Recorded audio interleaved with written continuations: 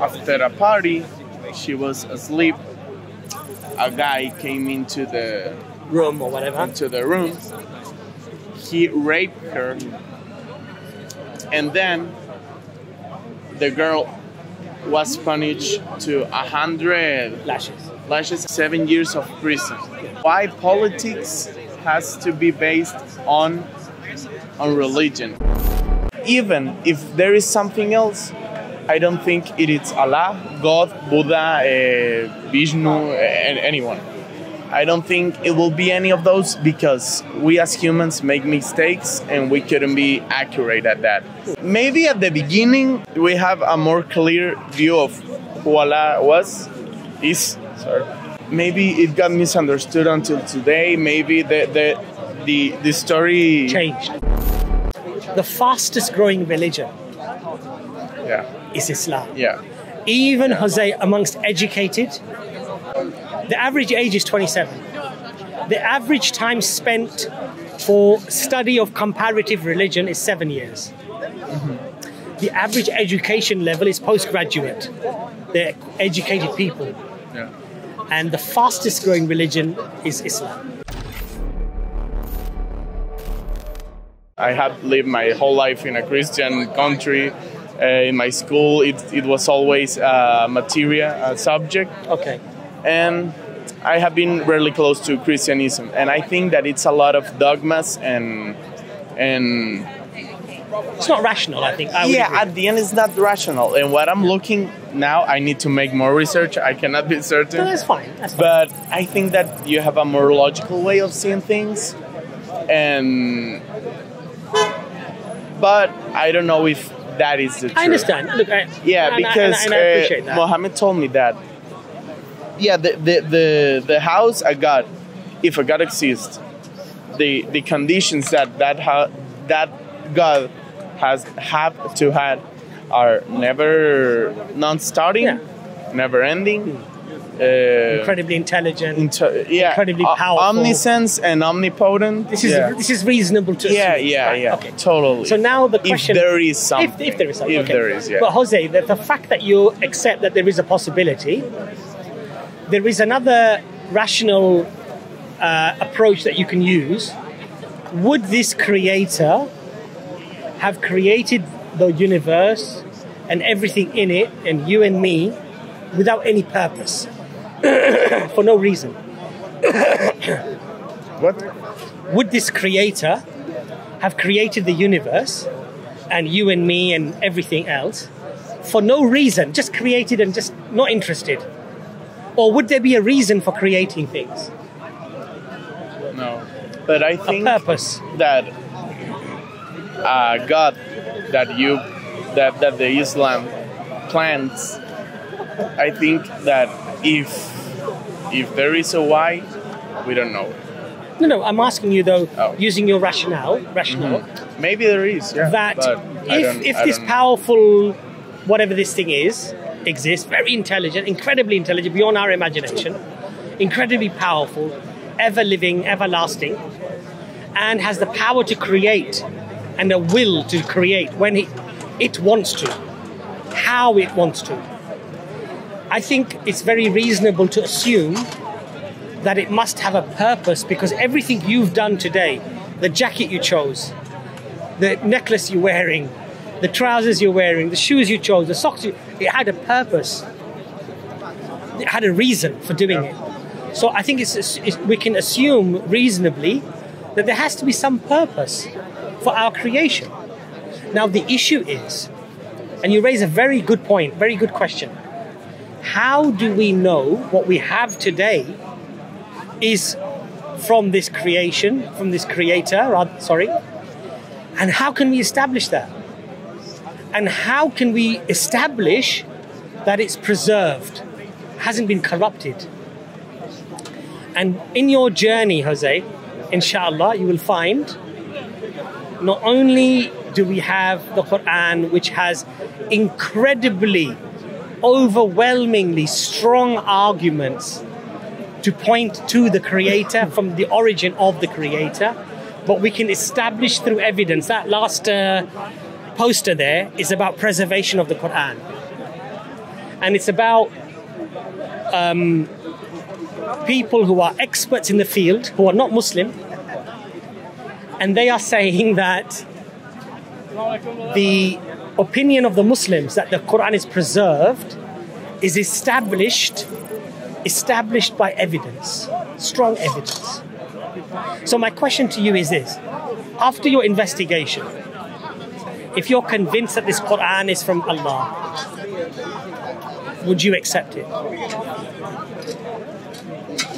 If you accept that this Quran could have only come from Allah because it has prophecies in it that have come true, because it doesn't make errors, because it doesn't have contradictions, because the text itself is in many ways a miracle of construction. There's a very interesting book written by Professor Raymond Farin. He looked at the structure of the Quran and he found very complex patterns.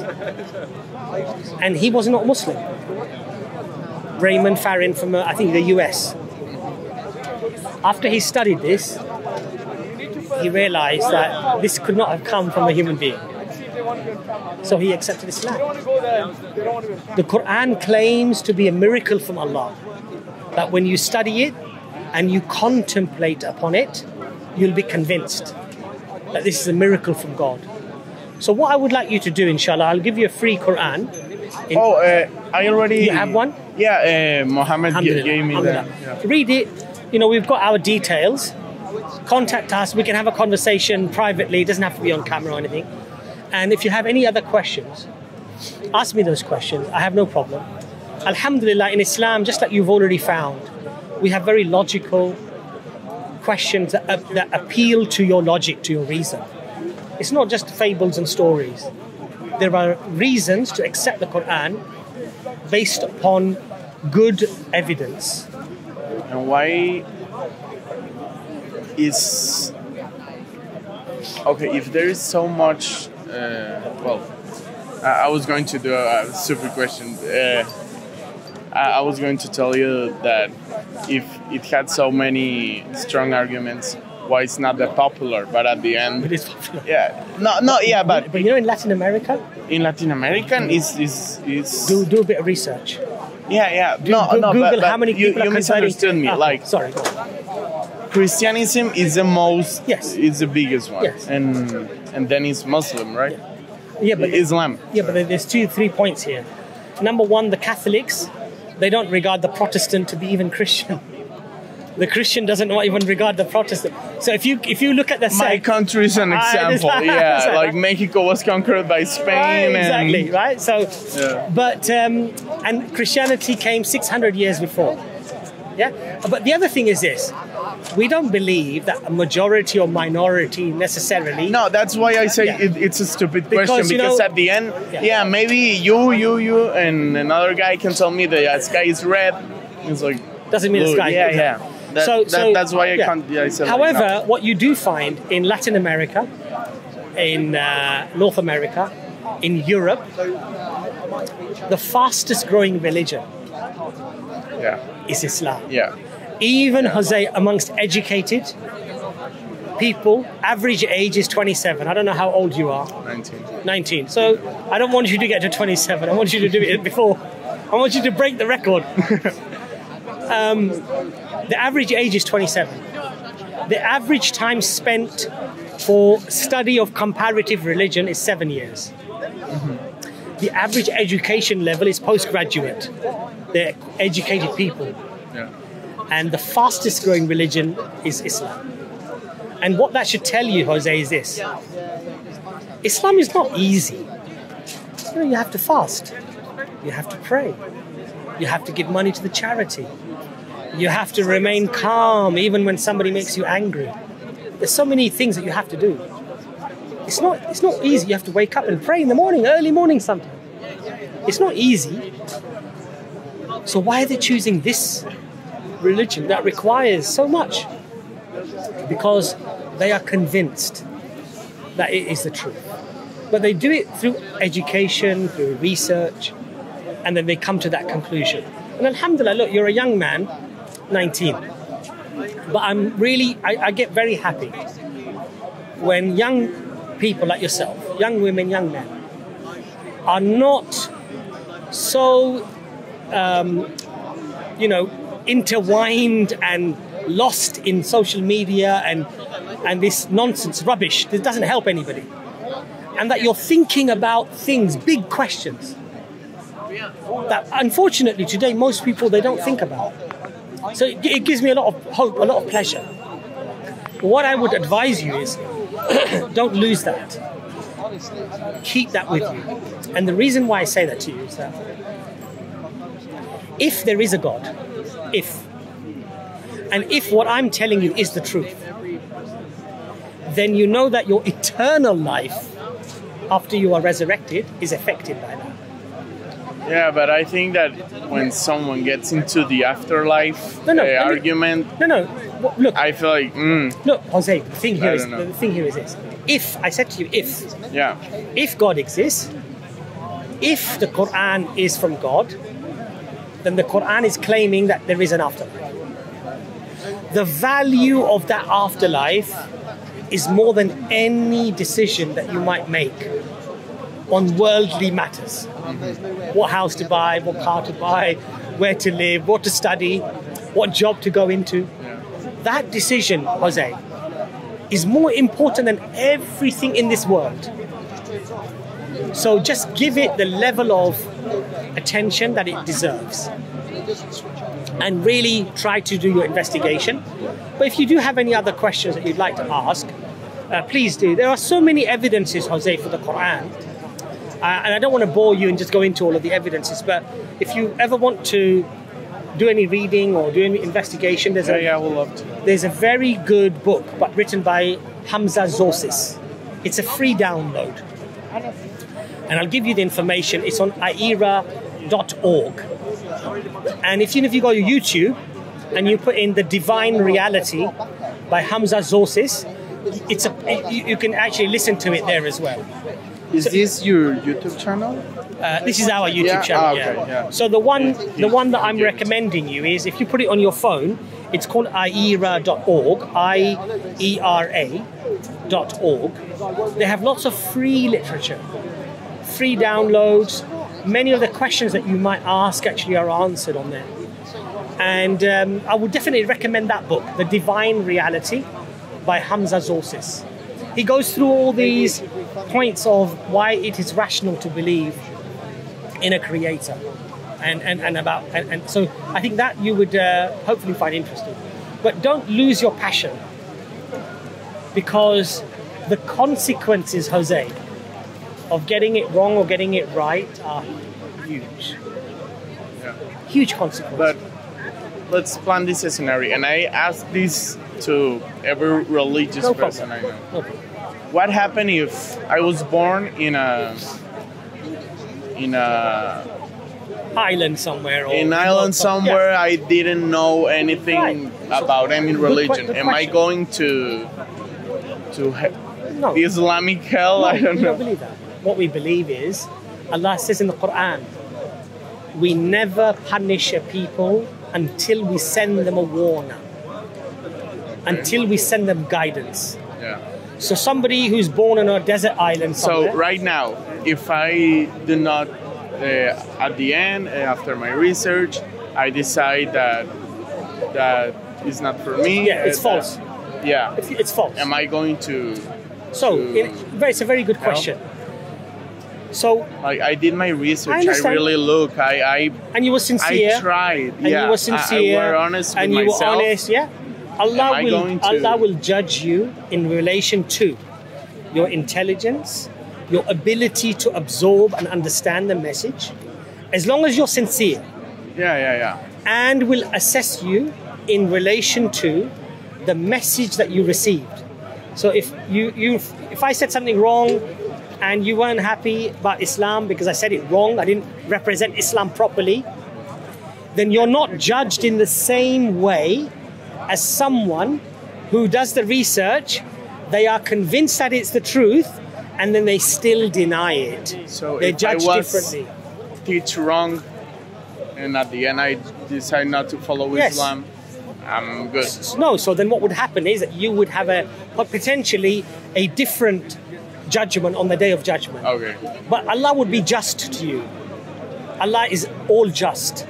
There's no injustice to any human being. Now, however, there are two people, Jose, on the day of judgment that will go to hell, we believe.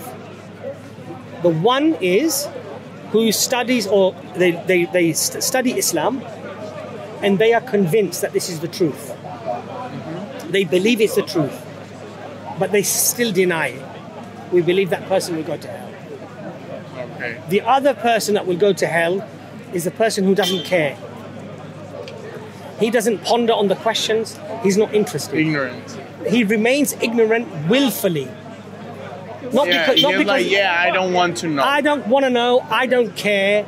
I like my life the way it is, and I don't care if there's a God. I'm still not going to follow it. Yeah. That person we believe will also go to hell. But somebody who is sincere, and they didn't receive the right message, they didn't get the right evidence, and they made a sincere decision and it was wrong, they'll be judged differently. And Allah will look at their intention, Allah will look at their actions, Allah will look at their ability. Did they have mental illness? Did they have all of these things are taken into consideration? Yeah, He's not going just like, oh, you don't believe in me. Boom. Right? So Islam is about mercy, but we don't water down our religion and say, like the Christians, oh, just believe in Jesus and you go to paradise. No. You have to try to lead a good life. You have to be just to people. You have to be fair. You have to be kind. Talking about justice. In Mexico, this case sound a lot because how controversial it is. A Mexican girl, was in Qatar, a Muslim country. Yeah. And she, after a party, she was asleep. A guy came into the room or whatever. Into the room. He raped her, and then the girl was punished to 100 lashes and 7 years of. Look, I can.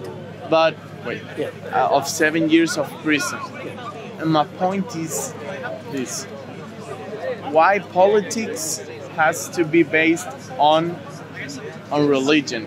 And if religion doesn't agree with that, why does it happen? Like, she was sentenced to prison because Muslims doesn't accept sex out of marriage, right? Yeah. But the fact that she had sex, that's what put her in prison. So that was my point of telling you, who are we to judge based on religion if religion is the only what you've just said to me, what happened to this young girl in Qatar, is very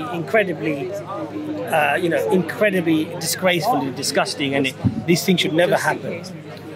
But the reality is, in Islam, I don't know about the law or the judge I don't know about these things, right? Who that person was.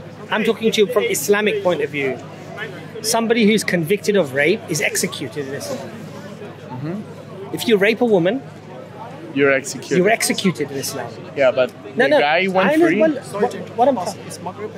Okay, literally 5 minutes. So we have to. That's fine. That's fine. No problem. Oh. So, what I'm trying to say to you is, we sometimes have to make sure that the politics, or perhaps a report in the media, we have to investigate. Did this really happen? Were these the circumstances? Was this the evidence? Because obviously, I don't know the case. I made my research. I'm just saying to you. I'm not saying the girl is lying, and I'm not saying she's wrong. She could well be absolutely telling the truth. But what I'm trying to explain to you is that in Islam, under Islamic law, the rapist is executed. It's a zero tolerance. We don't accept this as a valid behavior. And to the woman, what happened to her? The woman will not get. Of course, she won't get punished. She's a victim. Why would she get punished? She's a victim. The crime is upon her, so she will not be punished. Of course, she won't be punished. But this is politics. This is people behaving badly. But this is not to do with Islam. And that's why Islam accepts being like letting countries be. No, but Jose, look, you have to appreciate. Look, everything that happens in Mexico doesn't. No, even, this doesn't happen in Mexico. I'm just saying, everything that happens in Mexico, it's a Christian country, Catholic, right? Do they always follow the laws of the Bible? They don't. No, but they break the laws. Not imposed. I'm saying that they break, even the people who say they are Christian, they go to church, but you'll find many of them, they might be belonging to the drug cartel. But it doesn't mean that they are following Christianity. What I'm trying to explain to you is that don't accept or deny something because some people behave badly. What I'm saying to you, it's a Catholic country is because the majority of people believes, but the government isn't Catholic. No, I understand. It's an atheist. Atheist. Officially, I understand. Mexico it's an atheist country, but 80%, 90% of people. But what I'm trying to establish here is that just because people are connected to a particular religion doesn't mean that they are necessarily representative, because they don't always follow the religion as it's supposed to be followed. Totally. So what I'm telling you as a clever man is that study the Quran, investigate the Quran, come to your own rational conclusion of what the arguments are to support the miraculous nature of the Quran, and then make your decision, inshallah. If it is indeed a miracle as it's claimed, if it looks like it has come from God, alhamdulillah, all praise be to God, accept it. And then whatever it tells you, there are angels, there is a life after death, Allah will resurrect. Allah says, it's no more difficult for us to resurrect you as it was to create you in the first place. So your DNA and everything that Allah created, okay, it was no more difficult for Allah to create you in the first place as it will be for Him to resurrect you. And Allah says in the Quran, we will resurrect you right up to the tips of your fingers. You know, very interesting that the Quran uses this word, tips of your fingers.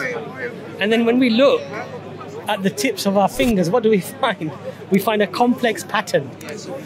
Our fingerprint, yeah? What Allah is telling us is that the smallest detail, every detail, every little detail I will be able to bring back. But so, in that case, you like Islam isn't like in an Islamic way to see things, not in a governmental Islamic way. Okay, let's politics is different. Yeah. The way some people will run their laws. You disagree to what happened and the sentence she got? If the woman was raped, I completely 100% say that this is against Islam.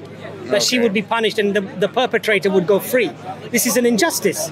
If this happened the way you described to me. Yeah, of course. I'm just saying. Maybe I'm not saying you're lying. I'm saying if this happened, it's a complete injustice. Yeah. And in Islam, you know, one of the interesting things, I'll finish on this because I think we can talk for hours, but you know, in Harvard University, they placed a verse of the Quran because they chose 3 statements in all of human history that describe justice. And they found this verse in the Quran that they put on the wall. O ye who believe, stand up for justice, even against yourselves, against your parents or against your kin, whether one is rich or poor. In other words, hold yourself first to being just, and then your parents and even your friends and the family. If there is a matter of injustice, you cannot support it in Islam. You must speak out against it, because this is part of your belief in the Creator. And Allah says on the Day of Judgment, when some people will stay silent about a matter, and Allah will question them, why did you stay silent on this matter? And they will say, because of the fear of the people, the reaction of the people. Allah will say, it was better that you feared me. In other words, I am the most important. You should have considered. I'm the priority. I am the priority. Very well put. Yeah. I was the priority and I am the priority, not the people. So it's a beautiful tradition. It's a you know, I was born in this country. I contemplated, should I stick with Islam or should I leave? Because my parents are Muslim, why should I just believe everything they said? So when I was a bit younger than you, maybe 14, 15, I started to investigate. What's the evidence? What are the reasons?